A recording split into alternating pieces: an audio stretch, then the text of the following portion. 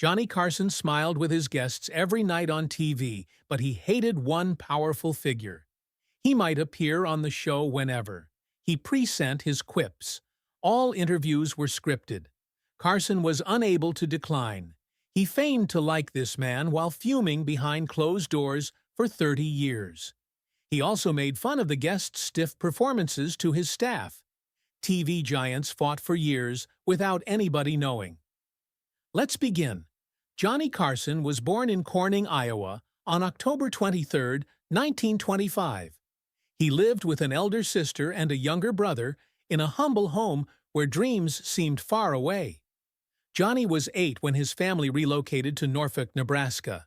His life slowly changed there. He found a magic book at a friend's house. He was inspired by that novel. He trained day and night with a cheap magic kit, chasing his family around the house yelling, "Select a card, any card." His mom sewed him a cape. Johnny started performing as Carsoni at tiny town bars for $3 a show by age 14. Early shows sowed the seeds of his future performance career. When Johnny turned 18, World War II was underway. The U.S. Navy accepted him into officer training. His magic performances kept people entertained at Columbia University, while he learned military skills. He later served on the USS Pennsylvania. The ship survived Pearl Harbor, but was heavily damaged before Johnny arrived. His job requires precision and care to decipher enemy transmissions. He oversaw the removal of 20 deceased seamen, a horrible but memorable first task. He boxed amateurly and had a good record after the war ended days after he boarded. When the Naval Secretary asked Johnny about his future, it was crucial. Johnny did a magic performance for him, and when the tough secretary laughed and smiled, Johnny knew he could entertain anyone. Carson earned a radio and speech degree in 3 years at the University of Nebraska on the GI Bill after the war. Radio comedy writing was his thesis. He joined Omaha's WOW AM and WOW TV in 1950. He did stupid things like fake pigeon interviews in his first TV show, The Squirrel's Nest. He sponsored nighttime church feasts for extra cash, occasionally mocking politicians. Johnny got lucky when a politician's wife, who held stock in a Los Angeles station, suggested him for a job. Red Skelton noticed him hosting Carson's Cellar, a low-budget TV show. Skelton recruited Johnny to write, but fate had other ideas. The night before a show, Skelton was hurt. Johnny impressed the audience. His name became universal in the industry. Carson arrived to New York City in 1957 to host Who Do You Trust? The show went beyond Q&A. Thinking quickly, reading people, and being hilarious on the fly were key. Johnny improved every day and met Ed McMahon, starting a decades-long partnership. As Carson's reputation expanded, NBC sought a Tonight Show replacement for Jack Paar. They needed a smart, witty, calm person under pressure. The obvious choice was Carson. On October 1, 1962, Johnny Carson took over The Tonight Show, changing television forever. From the start, Carson branded the show. His opening monologue was quick and punchy, with few repeated gags. He synchronized jokes, skits, interviews, and music. He refused to get political even when the writers pushed him because he wanted the program to be inclusive.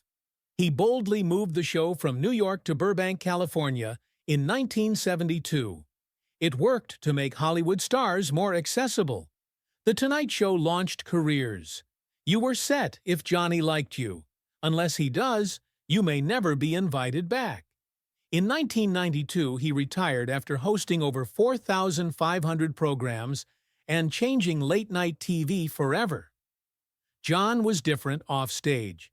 Shy, he seemed remote. He didn't greet guests before show. He thought it maintained energy during filming.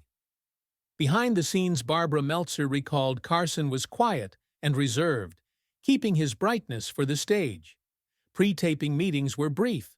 Johnny liked to know enough to move things along, but leave room for surprises. He disliked commercial breaks because they disrupted discourse. A guest can appear annoyed after a commercial break if he was telling a terrific story. Johnny handled unwelcome guests differently. He laughed honestly. Johnny switched to the band whenever a visitor was dull or rehearsed, a clear sign that the guest tanked. Johnny rejected even mythical figures like Bob Hope because they were stiff or contrived. Johnny Carson appeared happy from 1962 to 1992, but he was frustrated. His biggest issue was Bob Hope's NBC dominance. Hope had been a network star since 1950. He could get on The Tonight Show whenever he wanted due to his power. If Hope had a special to market, he called the proper person and got scheduled. No waiting, no asking, just telling. Carson disliked it, but couldn't refuse. Carson sighed and mumbled whenever Hope's squad called. Before surrendering, the situation got so severe that Carson crew joked about giving Hope a permanent dressing room inside the studio. Carson bows to Hope despite millions of viewers every night. He told his crew, half-jokingly, that Bob Hope was irresistible. More than favoritism, Hope's appearances were the issue. Carson loved genuine discussion. He valued rapid thinking, spontaneous jokes, and true storytelling. Hope did none of that. His authors received a script, jokes, questions, and responses in advance. Everything was planned when Hope sat on the couch. No actual conversation or fun. Very stiff. It was bogus. Carson loathed. Hope wouldn't deviate from the script. Carson could joke about politics and space, but Hope shuffled his cue cards like a play. It hurt to see Carson try to look natural. One writer compared it to smiling while watching a man drown. Some animosity bubbled over behind the scenes. Hope broke a rule at Ronald Reagan's first presidential event in January 1981. Carson was scheduled to star. Hope appeared later with a smaller part. Hope gave Carson some handwritten jokes before the performance, saying he might use them.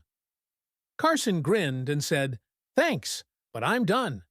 Carson yelled at his team when Hope left. Can you believe his nerve? Hope asked to use Carson's crowd laughter for one of his specials after a brilliant monologue that had the audience roaring. Carson, startled, agreed. Carson stated he heard Ed McMahon's chuckle improving Hope's terrible jokes weeks later while watching TV with pals. Carson recounted that story for years, laughing and furious. Their rivalry went beyond personal slights. The old and modern fought. Hope represented NBC, radio, and the 1950s. Carson was the new king, with stylish style and fresh comedy. Carson transferred The Tonight Show from New York to Burbank, using a studio built for Hope, a $3 million 1950s undertaking. Even though Carson owned the show, Hope could use the studio whenever he wished. Hope's specials were always promoted better. They advertised on The Tonight Show, but NBC never did the same for Carson's specials. Carson recognized that NBC management treated Hope as the main star, regardless of Carson's ratings. That sting persisted. Carson expressed his feelings privately. Carson joked darkly with his team as Hope aged and started botch-up live performances, misreading lines, and suffering with hearing aids. He once said during a break, "If I end up like that, I want you guys to shoot me." It was more than one awful night. He often talked about such feeling privately. Carson did harsh Hope imitation at home while fumbling with cue cards. Staff nicknamed it the Hope Shuffle. Seeing optimism transformed pained Carson, but it worried him more. Carson vowed never to age on TV after seeing Hope cling to the spotlight. This was one reason Carson retired in 1992 while still on top. Broken friendships continued even after Hope. Joan Rivers was another heartbreaking chapter. Carson found her first. She flopped on The Tonight Show under Jack Paar years previously. Her career was nearly over, but Carson saw potential. He booked, supported, and labeled her a star on live TV. She was a popular guest host, and Carson's regular substitute by 1983. Rivers always thought Carson gave her a career. The treachery followed. Riverside got her own late-night show on Fox's new network in 1986, competing with Carson. They offered to hire her husband as producer. Rivers kept Carson from knowing. She was afraid. She feared the agreement would fail. She also believed NBC had unfairly offered her a one-year deal, while Carson received 2. Worse, she discovered NBC didn't even consider her a Carson successor. Carson wasn't informed by Rivers upon its release. He saw it in trading. Unfortunately, she called him too late. He hung up and never spoke to her again. Rivers was permanently barred from The Tonight Show by Parsons. Rivers received no goodbyes or well wishes, unlike other comedians who departed or created competitor shows. He told others he erased her from the show's history. Rivers' new show wouldn't welcome celebrities back to Carson's couch. The warning worked. The Rivers show struggled. Dropped by stations. Sponsors left. Fox dismissed Rivers inside a year. Edgar, her spouse, committed suicide months later. Rivers' late-night breakthrough failed. She tried to reconcile with Carson for 20 years. She even approached him in restaurants to say hi. He ignored her. She was devastated. Rivers still spoke well of Carson after his death, in February 2005. But she believed his anger stemmed from the fact that she was a woman, and women weren't meant to leave men. Joan Rivers returned to The Tonight Show on Jimmy Fallon's first episode on February 2014, over 30 years later. She termed it emotional. Carson left before her victory lap. Never forgave her.